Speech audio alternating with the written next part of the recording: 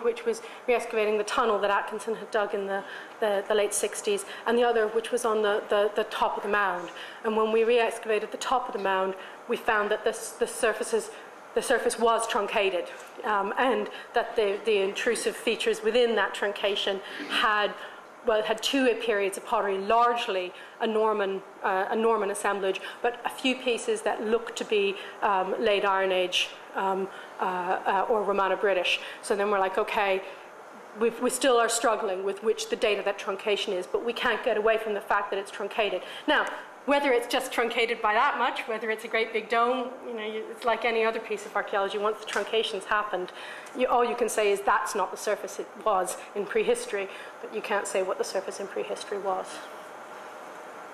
So you started talking about silence, and that's obviously a very important, powerful concept. But I was thinking, in a sort of more methodological sense, at Silbury, what did you do about the road that went along it? Yeah. Many sites, Stonehenge. Yeah, you're right next to a road. So to understand their original experiential aspects, you're going to have to factor out the road. Yeah, one of the reasons that I thought of doing the modelling was entirely to try and factor out the road. And the model doesn't take in, the model that I have shows no road in its, it doesn't have a road noise in it.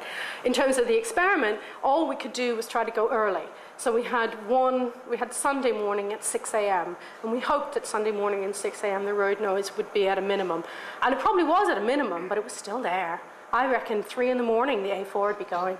It's just astounding. But on top of the road noise, it was interesting because we had a film crew with us from Lion TV. They were doing this documentary at the same time. And the guy from the film crew said that it really brought home to him how much noise there was in our landscape as well, in terms of the thing that Ian was talking about understanding contemporary sounds in the contemporary world.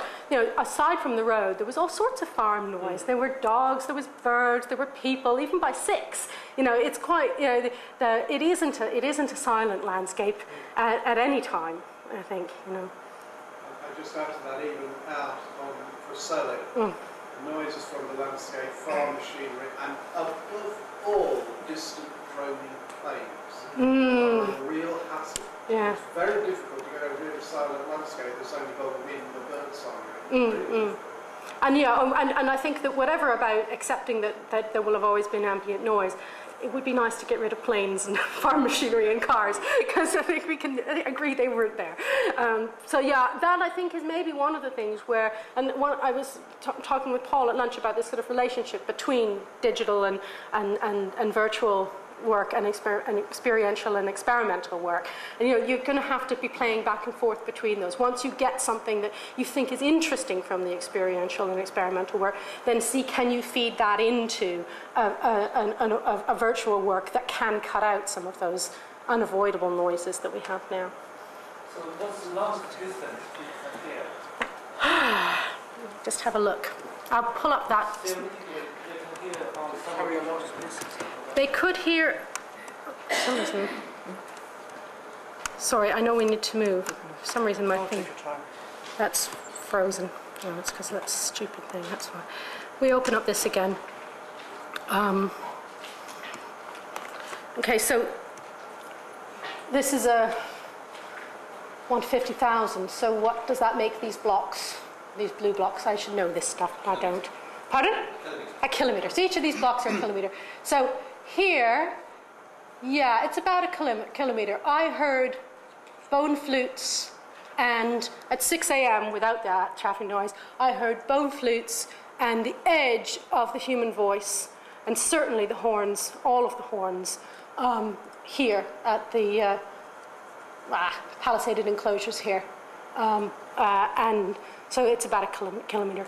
It is astounding. It's an astounding, and it's quite interesting as well, because these are quite significant sites that aren't visible in the landscape today, but they would have been quite significant sites at the time of Silbury. So it's quite interesting. That's within the Windmill Hill is right up here. And you heard stuff there. Yeah, but that was those. Because I'm to refer to the Lochnash trumpet. It's one of those great big double S.